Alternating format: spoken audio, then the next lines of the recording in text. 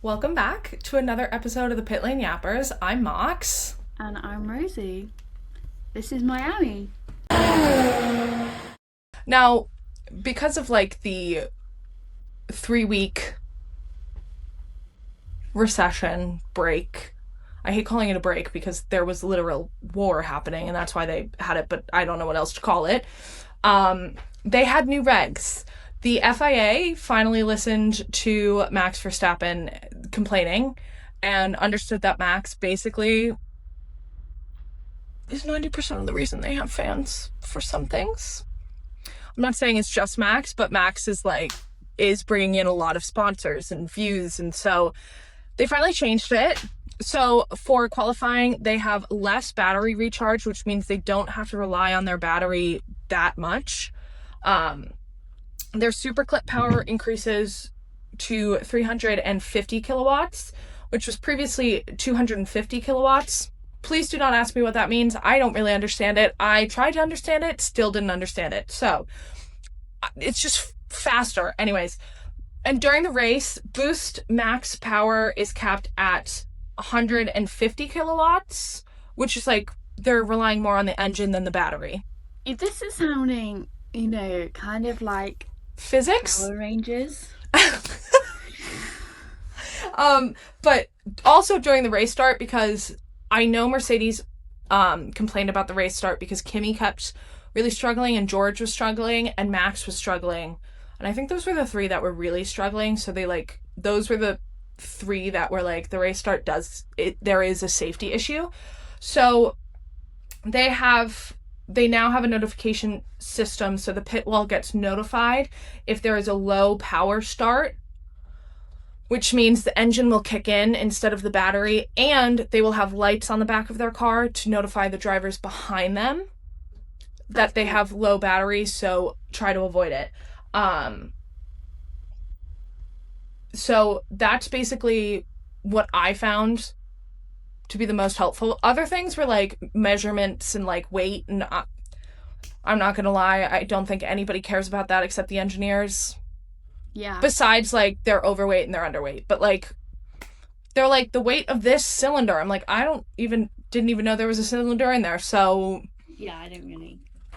But anyways, Miami also, because it was the first race back, it was a sprint weekend. And because of that, FP1 was extended from 60 minutes to 90 minutes. And we learned that Ferrari brought the most upgrades. Sam Collins basically said it was just a whole new car. Good. Yeah, and McLaren and Red Bull also brought upgrades. Red Bull brought that Macarena wing that Ferrari also brought. It seemed like McLaren was using something like that. It wasn't a full 360, but it was spinning. Mind you, I was like, hey, why does every team now have this wing? And my friend was like, there's some debate on whether it actually makes the car faster because it's pushing out air sideways and through. But there's actually no proof that it does make the car faster. And I was like, oh, okay. Well, the Ferrari engineers were cooking for once. Also, something to note, almost every single team brought upgrades. You want to know what cars didn't get upgrades? The Aston Martins. Yeah. The car that needed it the most got nothing. However, Fernando Alonso did say the vibrations were gone because Honda kept a chassis from the Japanese Grand Prix and brought it into their headquarters, and they basically were testing it for 3 weeks to try to figure out what the vibrations were being caused by, and it seems like they figured it out. Wow. But it wasn't an upgrade, they just were take this off. It's bare minimum to me, to be honest. Trust me, I'm well aware.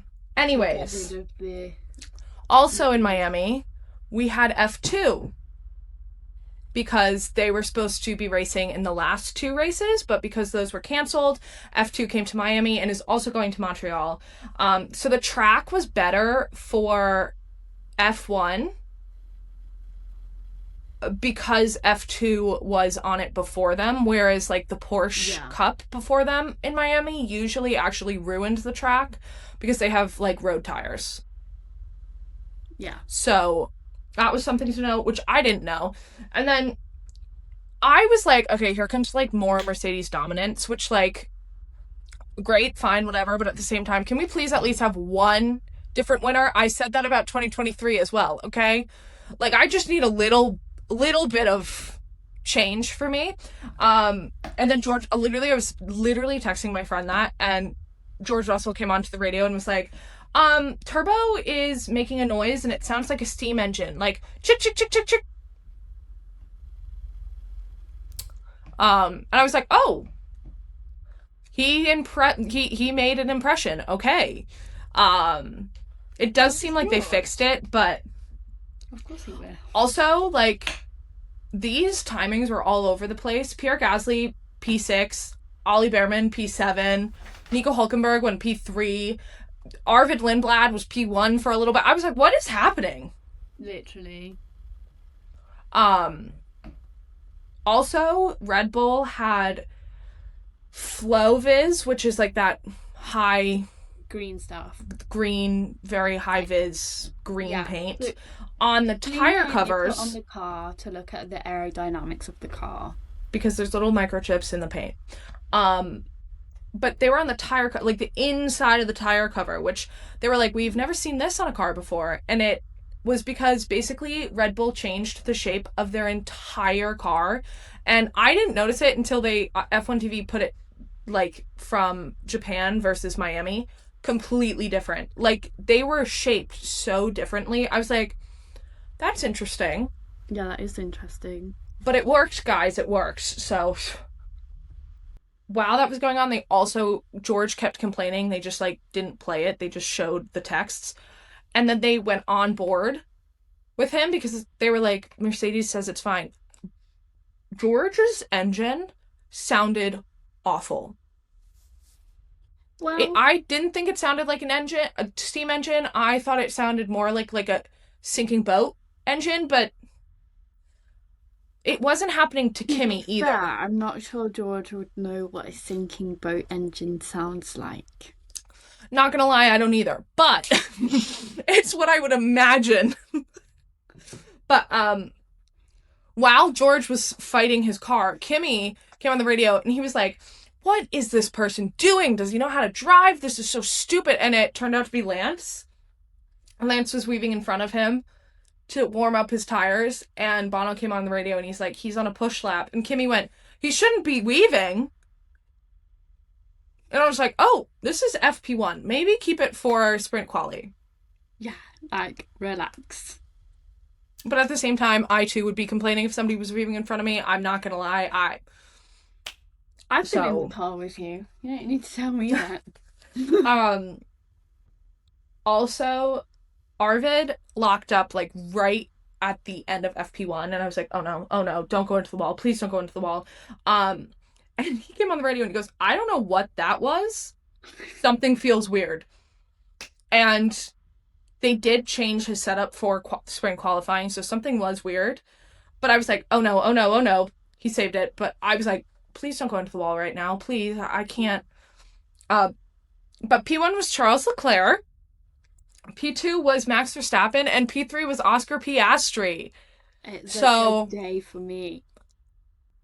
Max P2, that's all I cared about. No puns. That is literally all I cared about. No puns. I was like, Red Bull, we're so back, Red Bull. Thank God. But that takes us into sprint quali, which was kind of boring. Both qualifyings were. SQ1, Kimi and George almost hit each other in the pit lane.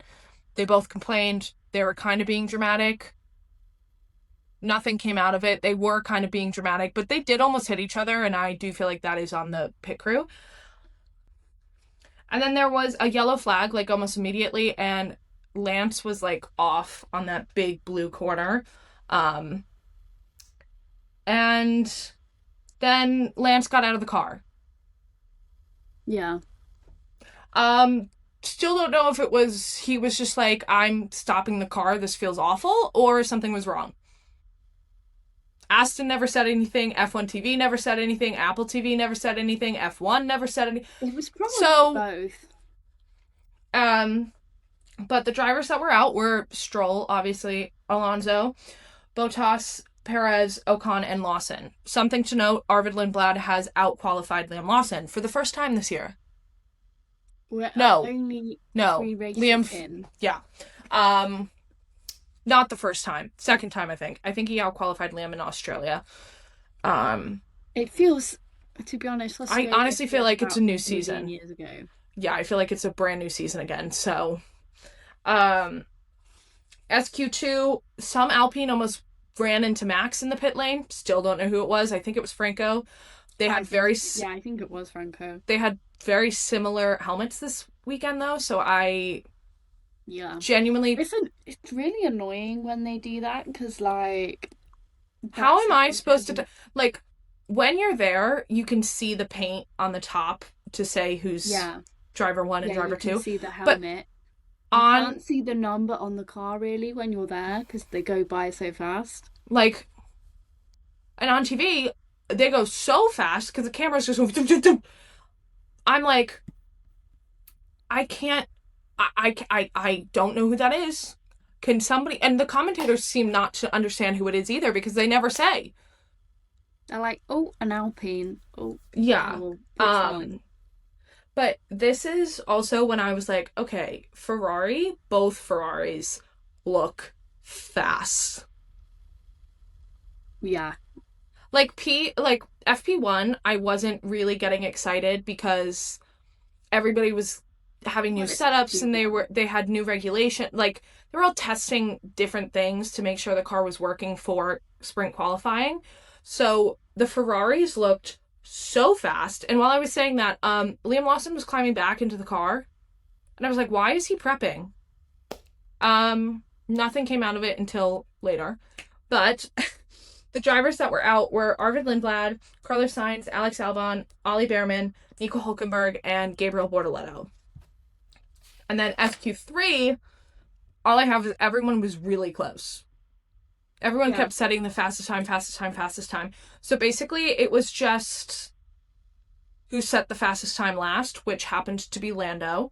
And then it was Kimi, and then it was Oscar, which the McLaren fans were going crazy, which were, like, good for them. They have a McLaren grandstand, so, like...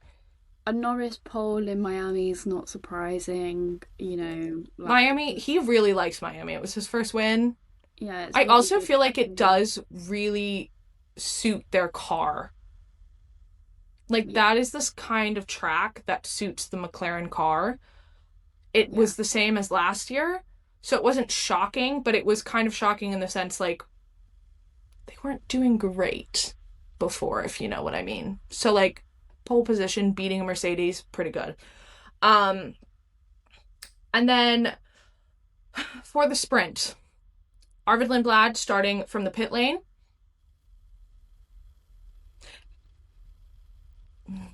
I'm in hell, everybody. And then Nico Hülkenberg was out of the car before the formation lap because something was broken. And he never finished. He actually never started. And then also, as it started, Max Verstappen is fighting Pierre Gasly. He's still got the habit of fighting an Alpine in him.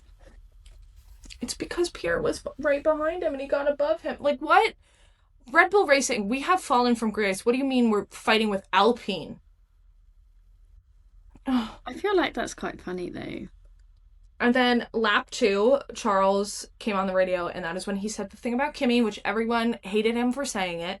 But he was like, he's so bad at wheel-to-wheel racing. All he knows is how to, like, weave. And everyone's like, he's just a kid. He's just a kid. I was like, Isaac never got that grace. Arvid didn't get that grace at all. Yuki never got it. Yes, but you know the difference between Kimi Antonelli and Arvid, Hadjar and Yuki. Yeah. But because people seem to forget that Hadjar and Antonelli are actually very similar in age, as is Arvid. They're all children. Yeah. Wow. Kimi is 1 year older than Arvid. They're not, but they are. They're children to us. Yeah. And then lap 6, Max said, "Hey, I can't brake." He still finished the race, though, everybody. And lap 8, we got George versus Kimi, and I was like, "Oh, is this when we're gonna have Mercedes 2.0, aka take each other out?" No, but we didn't actually see the end of that because Max started racing Lewis, and of course, everyone's gonna go Max versus Lewis over George versus Kimi. And that Max overtook Lewis, and then he got a radio and going, "Hey, you need to give that position back." And so Max was like, "Okay." And then Lewis never overtook him, and Max is like, "I am moving over. I want everyone to know I'm moving over. He's not overtaking me." And he overtook him like the next lap. Well, I think Lewis has some trauma though when yeah, he's racing Max. About it. So, and that was basically it. And Lando Norris won the sprint. I mean, okay. Are we shocked? People were like shocked Lando won, and I was like, are we actually shocked? Like, I don't find that shocking. First of all, he's a reigning world champion. If he doesn't win a race this year, that's concerning. Second, it's Miami. Yeah. But that takes us on to quali, which I have one page as well. It was quite boring. I basically said in Q1, everyone looks fast. Everyone's upgrades are working. And then, what do you mean Oscar almost got knocked out by Arvid? And Alonso was fighting his car all the way to the pit lane. Are we surprised? No. Of course not. But the drivers that were out were Gabriel Bortoleto, Valtteri Bottas, Sergio Perez, Lance Stroll, Fernando Alonso, and Arvid Lindblad. And while we were waiting for Q2, they showed a replay where Gabriel Bortoleto's car caught on fire. Yeah. It looked like the floor was sparking, and I think a spark went up, but I was like, that's not supposed to happen. I feel like cars catch on fire an awful lot in this sport, you know. I know. Or if it's not a car, it's the grass next to a car. Yeah, which is equally concerning. That means something is sparking quite a lot. Q2, the Williams were super fast.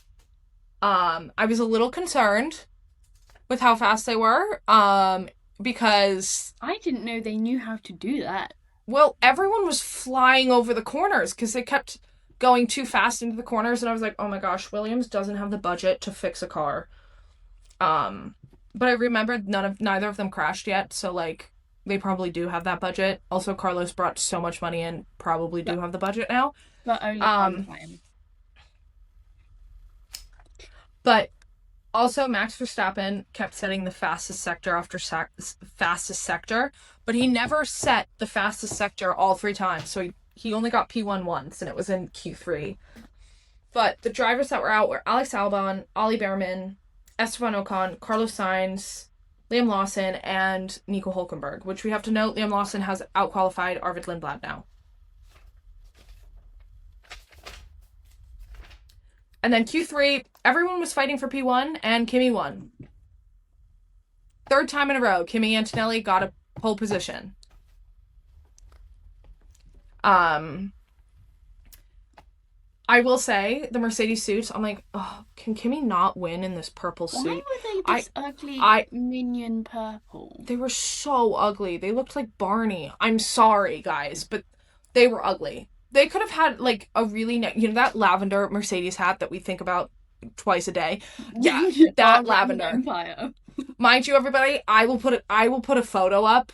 This lavender hat, Rosie and I saw in the shop somewhere. About 2 years ago. Probably 4 years ago now, 3 years ago. Oh my gosh, we need it so badly, and unfortunately, we didn't buy it at the time. And there was only one anyway. We couldn't find it. We can't find it anywhere. Never again. So Mercedes. For the longest time, Rosie and I thought we were imagining it, and then a man came into my shop where I work at, and I went, I love that hat. It was that. Yeah. Mercedes, if you're listening, we'd like a purple bucket hat, please. Or yeah, like a nice purple, not this Barney purple. A beautiful lavender purple from about 2 to 3 years ago. Honestly, any team who wants to give me a lavender purple hat, I'll buy it. Takes us on to the race, which was being threatened to be canceled because there was really bad thunderstorms, so they pushed it from 4 p.m. to 1 p.m. Mind you, a lot of people I knew were going to the race. That sky looked terrifying. But if anybody knows anything about Florida, a storm lasts for about 5 minutes and then it's clear skies. Never rains again. So I was like, guys, we don't have to worry about it. Everyone was like, oh my gosh, like this looks so bad. This is so bad. It's not going to happen. I was like, you've obviously never been to Florida. This will be over in 5 minutes. I did feel really bad. These people who were arriving to the track as everybody was leaving. And I saw that. 2 young girls, They were like, why is everybody leaving? They were like, the race was at 1. Yeah. How... I do feel like that's on them, though. Yeah. Because they definitely got an email saying the race was pushed forward. I'm not going to lie. I don't think I would have checked my email, but like knowing that it was going to storm that badly, I would have checked. Yeah. Like if I was there, I would have checked. But anyways, that takes us on to the race, which honestly, it was so exciting. I didn't take a lot of notes. And then I had to watch the replay because it was on Sunday, but I still don't really remember that much detail, so no. I apologize in advance. But lap 1, chaotic. It was Kimi, Max, Charles, and they were going for P1. Max spun, Charles Leclerc, I'm in your walls. Charles takes the lead because Kimi had a bad start. And then while that was going on, into turn 11, Lewis and Franco contact. Boom. Lewis gets ahead, but he has a broken wing. While Lewis and Franco have contact, and that's happening, Max Verstappen is fighting Liam Lawson because he lost like freaking 10 places. However, I will say, Max, kudos to you. Overtaking masterclass. Didn't get on the podium, but masterclass. And then it kind of calmed down, aka not, but like everybody was overtaking and it was like safe overtaking, not all together. And then lap 4 to lap 5, Kimi and Charles were fighting for the lead, and because Charles got it obviously originally, and Kimi finally overtook Charles, but Charles was like, that's not gonna happen. While that was going on, Isaac in the wall. And I felt so bad. I don't know if you saw his onboard. I don't know what plays on Sky Sports, I'm not gonna lie. But he was like banging his steering wheel, he was banging his helmet, he was so mad at himself. I felt so bad. I was like, oh no. And they showed the replay and he flew over the same corner that Max hit the cone in 2024. And he just bam, right into the wall, broke the rear suspension. But that brought out the safety car.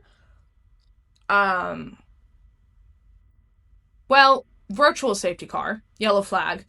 And then while that was going on and they were trying to figure that out, yellow flag, Pierre is upside down. Yeah, in the wall, like. Upside down. Which, that, he was just in the wall and he was like kind of tilted, but it didn't seem like, because we weren't on board and we weren't watching that part of the track because we were trying to figure out what happened to Isaac. We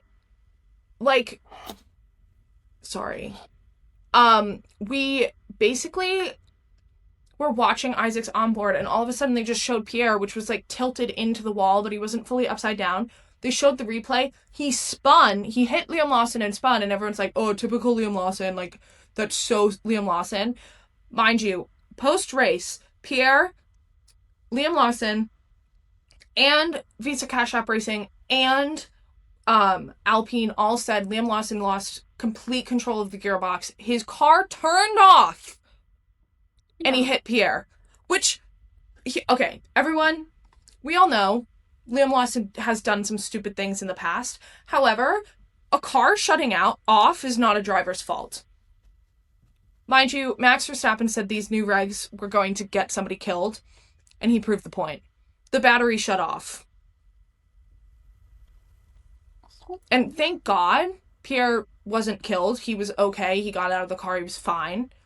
But he honestly, and everyone says it was the halo, which yes, but it was also not remembering the name, the roll up, whatever it's called. Yeah. And the halo. Yeah. But, that is the reason Pierre is fine and alive, which is, it was very scary.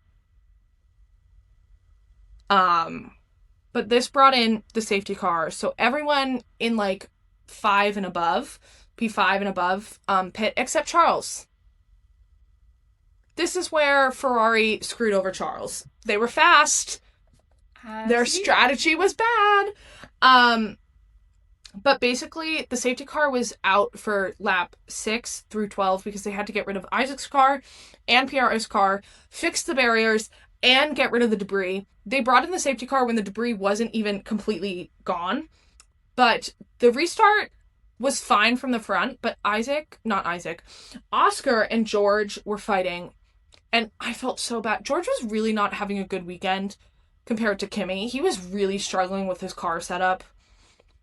And he had a lot of issues with his car, and everyone's like, George is getting, like, absolutely just smacked around by his teenager teammate. And I was like, mind you, it was the car's fault. Like, there was nothing George could have done. The car was just bad. Yeah, exactly. But it was Isaac versus George, and not Isaac. Oscar versus George, and Oscar won. My goat. And then somehow I missed how Lando got into P2, but all of a sudden he was P2. I was like, wait, what happened to Charles? Because Charles was P2, and all of a sudden he was like P4 and Lando was P2. I was like, wait a minute. What? Where did this come from? Which, like, not shocking that a McLaren is P2. I was just like, I missed all of this overtaking. And then Lando got into P1 over Kimi Antonelli. And I was like, oh, maybe Mercedes is not the most dominant car anymore, which would actually bring real racing and excitement and, like, thank God. And then this is also when I noticed that Hulkenberg was out. He went into the pit lane, and then, like, 5 laps later, I was like, wait a minute. His name is faded. I felt so bad. I was like, how did I not notice that? Also, then a few laps later, lap 17, Max was racing a Williams. Alex Albon. Carlos Sainz, I think. It was like Carlos, Max, Alex. No, it was Carlos, Alex. No, Alex, Carlos. Alex, Carlos, Max. Max got past Carlos really quickly. And he got by Alex, but, like, misjudged the corner. And so Alex overtook. It was actually a very good, I'm sure, like, Alex race. Has a little bit of beef with Max, though. Well, I mean, everyone who's ever driven a Red Bull car and was the second to Max was like, Max was never the issue. He was so kind. He was trying to help us. He'd always help us, like, stay after and tell us how to work the car and everything. It was Red Bull who was like, so you're not performing. And you're like, everyone's like, yeah, well, it's not the car I like. Like, I'm trying my best. But basically, it was, like, overtake after overtake, but it was, like, not very exciting until lap 28, where it was Lando versus Kimi again. And Kimi was in the pit. No, Lando was in the pit. Kimi was right behind him. And it was, like, very, very big for Kimi to stay in front of Lando. Because that was Lando's last pit stop. So it was the only time, like, Kimi could actually have, like, an easy overtake.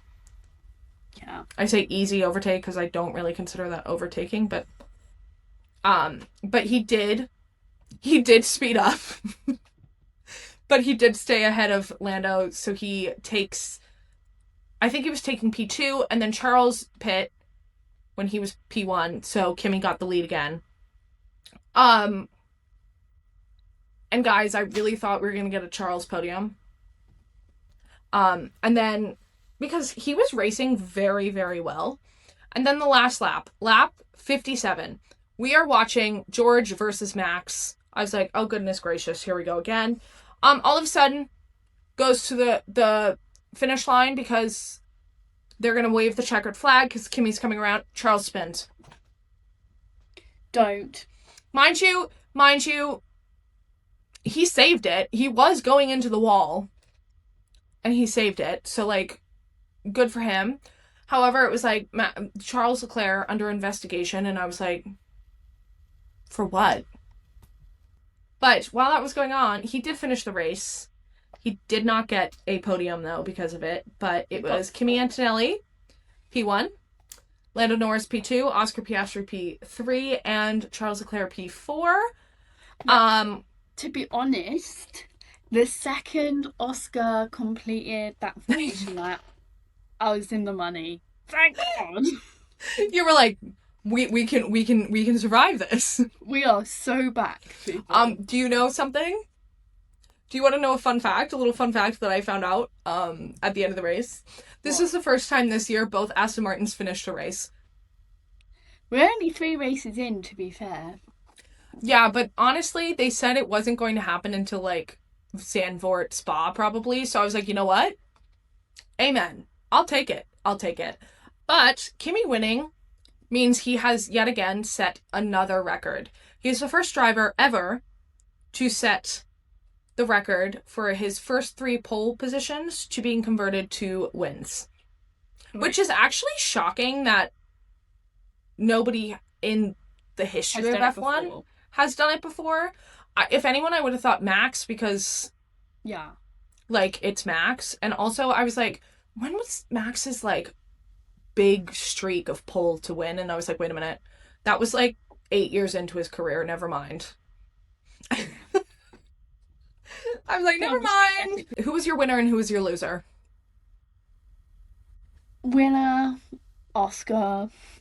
Well done.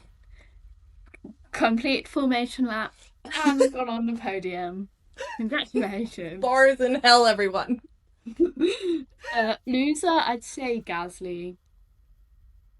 My winner is Kimi because he once again set another record. Yeah. And my loser was either George or Max. And George because he just, like, it's not his fault, like I said, but, like, his teammate is setting world records and he's leading the championship and George is struggling, which, like, we all know why. It's not him. It's not like from Australia as well. Yeah. George. And it's also not like George isn't a bad driver. He's just really unfortunate with his car right now. Yeah. And Max, because I really had hope. Mind you, Max from P2 to P5 is not that bad of a drive. However, it's Max Verstappen. I was expecting P1. I was like, he's going to be in the lead by turn 1. So, like, more like I was the loser for having hope. You're an Aston Martin fan, come on. Honestly, they're winners for finishing the race and ending the vibrations. However, Aston Martin was like, we are bringing upgrades to Montreal. And then Fernando Alonso was like, we're not having any upgrades until after summer. I was like, who's telling the truth and who's lying? Well, we will see what we shall see. Anyway, Montreal's next. Montreal. And I will be there. And I'm telling you right now, Aston Martin, if you DNF, if Fernando Alonso DNFs, I will be on the track. Instead of a groundhog being run over, it will be me. But also, Arvid Lindblad, if he is in a podium position, I will also be on the track making sure every other car DNFs. Besides Fernando Alonso and Max Verstappen. Dream podium right there. Verstappen, Lindblad, Alonso. 3 absolute wild Actually, 2. Max, he's gonna get on the podium at least once this year. Fernando and Arvid, it's a hope. It's a We hope. shall see. Last year in McLaren, we had last year in Canada, we had the McLarens. Going into each other and Lando in the wall. Well, I'd say one of them going into the other one, but yes. Well, okay. That sounds like it was on purpose. Lando went for a gap that wasn't there. And I will say, Lando was like, yeah, that's on me. I did go for a space that did not exist. Like, at least he's like, I feel like a lot of drivers, like Max would have been like, he was in my way. And they would have been like, there was no space. He's Max, like, he should have moved over. Like, at least Lando was like, yeah, that was on me. My bad. Sorry. Yeah. Should he have known better? Maybe, but like, at least he was like, my bad. That was on me. I apologize to Oscar and the team. Yeah. So, we shall see. We shall see. See you in Montreal.